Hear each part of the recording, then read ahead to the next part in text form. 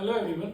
तो इस वीडियो में हम लोग ना केमिस्ट्री क्लास 11 का एक इम्पोर्टेंट चैप्टर जो कि है एड्सॉर्प्शन और कोलाइड्स, इसके भी मैं आपको इम्पोर्टेंट क्वेश्चन बता देता हूँ जो कि आपके फाइनल एग्जाम के लिए class 11 Maharashtra state board chemistry के लिए यूजफुल होगा। तो देखिए चैप्टर तो बड़ा है लेकिन इसमें ना ऐसे कुछ स्पेसिफिक क्वेश्चन है जो आपको करके ही जाना चाहिए। हर कॉलेज में ये क्वेश्चंस फाइनल एग्जाम में अगर है तो पूछे ही जाते हैं। ठीक है, चैप्टर नंबर है 11 एड्सॉर्प्शन और कोलाइड। इसमें तीन डिफरेंस बिटवीन है भाई, वो तीन डिफरेंस बिटवीन करके ही जाओ।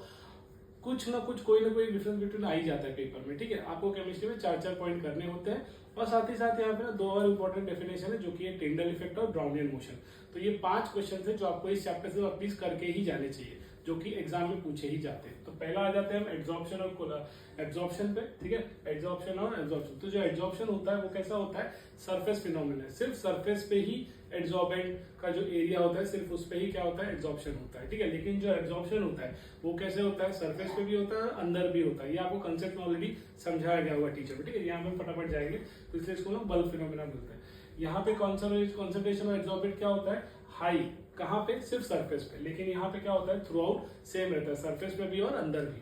वैसे ही ये एक्सोथर्मिक होता है, ये एंडोथर्मिक होता है। ये it is depend on pressure and temperature but it is not depend on pressure and temperature. ठीक है, तो ये ऐसे 4-4 पॉइंट आपको याद रखने हैं। ऐसे ही देखो दूसरा है फिजियो एब्सॉर्प्शन और chemisorption, physical process chemical process. ऐसा फिजियो एब्सॉर्प्शन और केमिकल एब्सॉर्प्शन ऐसा होता है फिजिकल।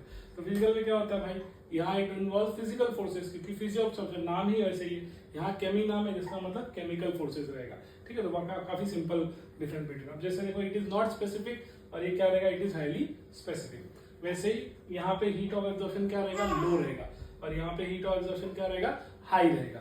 वैसे ही ये क्या करता है, अकर कहते हैं लो टेम्परेचर पे करता है और ये कैसा करेगा, हाई टेम्परेचर पे। तो क्योंकि ये लो टेम्परेचर पे करता है तो इसलिए ज्यादातर रिवर्सिबल होता है। यहाँ पे क्या होता है, ये इरिवर्सिबल होता है। ठीक है, अब इसी तरह आ जाते हैं हम थर्ड डिफरेंस बिटवीन पे जो कि लियोफिलिक और लियोफोबिक। लियोफिलिक मतलब ये वाटर को लव करता है, तो फिलिक लियोफिलिक एल है तो वाटर को लव, वाटर लविंग है। और ये लियोफोबिक वाटर हेटिंग है। ठीक है, लियोफोबिक वाटर हेटिंग।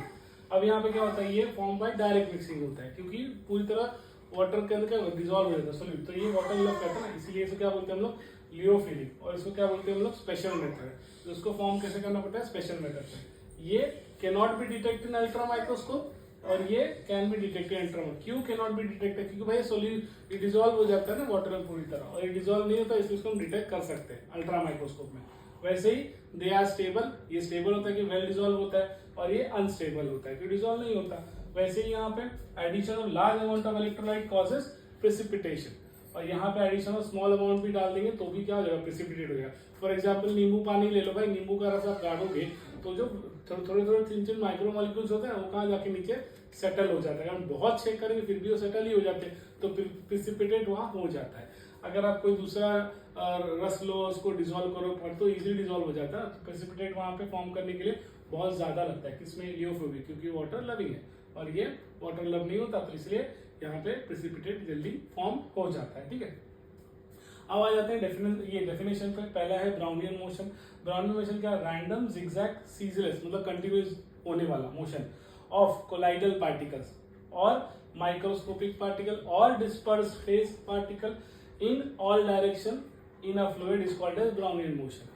मतलब कोलाइडल पार्टिकल का जो रैंडमली मोशन होता है, आपके टेक्स्ट में डायग्राम भी है बेटर, वहां पे आप समझ जाओगे।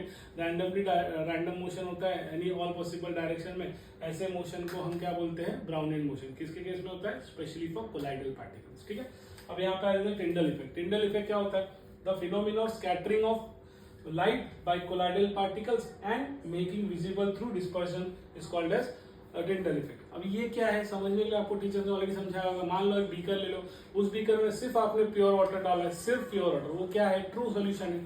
सामने कोई बीकर रख दिया है, वहां पे आपने क्या किया है, वाटर था उसमें थोड़े से ड्रॉप आपने क्या कर दिए, मिल्क के ऐड कर दिए। तो एक बीकर में आपने क्या करा है, सिर्फ वाटर डाला है जिसको हम ट्रू सोल्यूशन बोलेंगे। एक बीकर में आपने क्या किया है, वाटर था, साथ ही साथ फ्यू ड्रॉप्स ऑफ क्या कर दिया आपने, वो ये मिल्क डाल दिया। तो इससे क्या हो गया, जब मैं टॉर्च लेके लाइट आप मारोगे तो लाइट जो है ना इस ट्रू सॉल्यूशन के तो आर पार, यहाँ पे कोलाइडल पार्टिकल विजिबल ही नहीं रहेंगे, यहाँ पे पार्टिकल विजिबल नहीं क्योंकि ट्रू सॉल्यूशन है।